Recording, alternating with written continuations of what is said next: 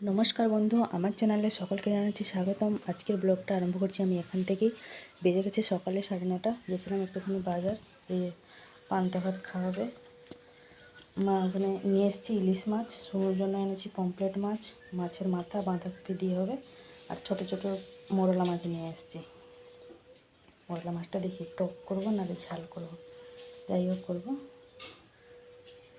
চলুন তাহলে প্রথমে আগে খাওয়া দাওয়ার পর্বটা শেষ হোক, তারপরে ওদিকে কাজগুলো করতে হবে। আবার যে বাজার থেকে নিয়ে এসেছি ইলিশ মাছ, দুটো ইলিশ মাছ কেটে নিয়ে এসেছি।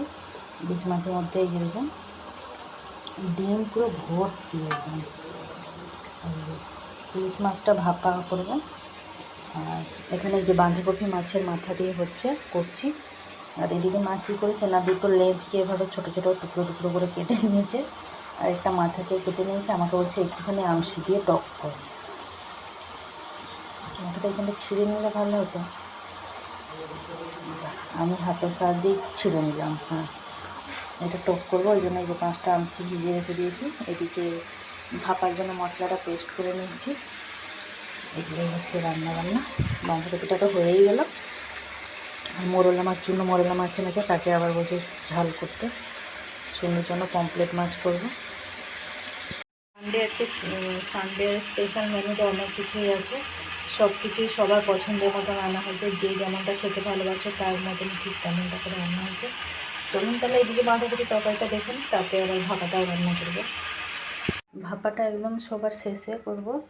আগে মানে এই যে ভাপার জন্য মশলাটা পেস্ট করে একদম পুরো ছাঁকনির সাহায্যে ছেঁকে নিয়েছি। এদিকে পমফ্রেট মাছের জন্য ছেঁকে নিয়েছি, তো যাতে সর্ষে বাটা যাতে না ভাসে।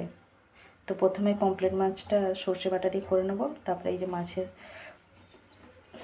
মানে সর্ষে বাটা দিয়ে একদম পুরো সে পাতুরি টাইপের হবে, ঠিক আছে? এখানে পাতুরি বলে, সে পাতুরি টাইপের একদম শুধু মোরলা মাছ। তো আর এই যে টকটা করে নেবো, লাস্টে করবো ভাপা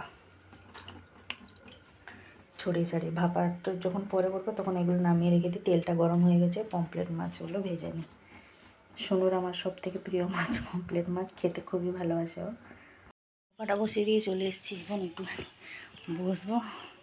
সব রান্না হয়ে গেছে, শুধু ওদিকে সেই মানে পাতুরিটা হচ্ছে মাছের একদিকে, আর একদিকে ভাপাটা বসিয়ে দিয়ে জাস্ট এলাম। আমি একটুখানি গিয়ে বসি, মাকে বললাম একটুখানি গিয়ে দেখবে। আমি একটুখানি গিয়ে বসি, তারপরে 10 মিনিট পরে যাচ্ছি। বেজে গেছে 11:30, রান্নাবান্না সমস্ত কমপ্লিট।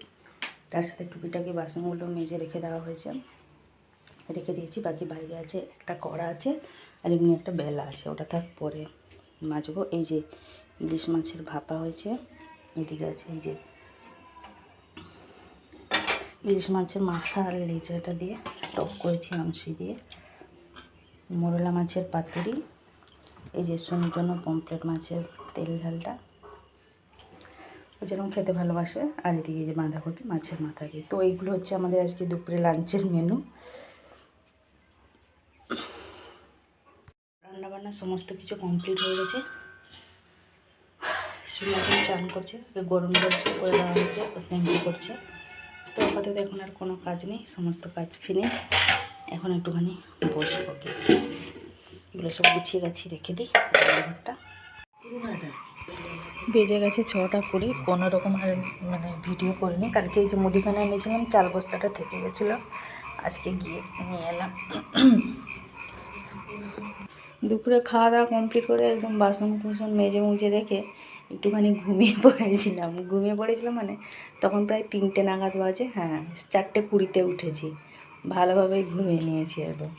তো সেই জন্য কোনো রকম ভিডিও করা হয়নি, একদম সন্ধেবেলায় চলে এসেছি ভিডিও করতে। এই যে চা করলাম বিকালবেলা, সবাই চা খেয়ে নিয়েছে, লজেন্স করে রাখলাম, রেখে সন্ধে ঝাড়পাড় দিয়ে সন্ধে দিয়ে এই এলাম জাস্ট রান্নাঘরে। আটাটা এই যে মাখিয়ে রেখেছি। রুটি এখন করবো না, একটুখানি দেরি করে করবো রুটিটা। বেজে গেছে 7:40, একটু সিরিয়াল দেখছিলাম, দেখা হয়ে গেছে, এবার যাবো রুটি করতে। আর এই যে শুনে তার বাপিকে বল আমার জন্য একটা ব্যাডমিন্টন র্যাকেট এনে দাও, দুটো যেন দুটো আলাদা আলাদা কালারে হবে, এই যে এনে দিয়েছে। তার সাথে দুটো কর্ক এনে দিয়েছে, ভিতরেই আছে, স্কুলে নিয়ে যাবে খেলার জন্য। চলে এসেছি রান্নাঘরে, এই যে রুটি করব।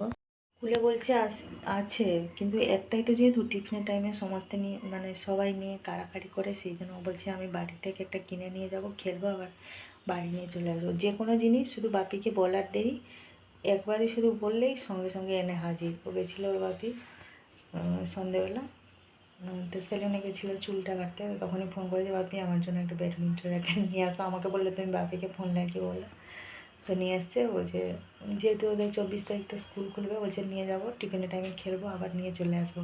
আমাদেরকে কেউ দেয় না, ওই জন্য আমি নিয়ে যাব, আমার বন্ধুদের সাথে খেলবো। যাই হোক, তো এই যে এলাম জাস্ট রুটি করবো বলে। তো আজকে আর ভিডিওটা বেশি বড় করছি না, আজকে এই পর্যন্তই। আবার দেখা হচ্ছে আপনাদের সাথে আগামীকাল। সবাই ভালো থাকবে। ভিডিওটি আমার যদি ভালো লাগে অবশ্যই লাইক করবেন। নমস্কার।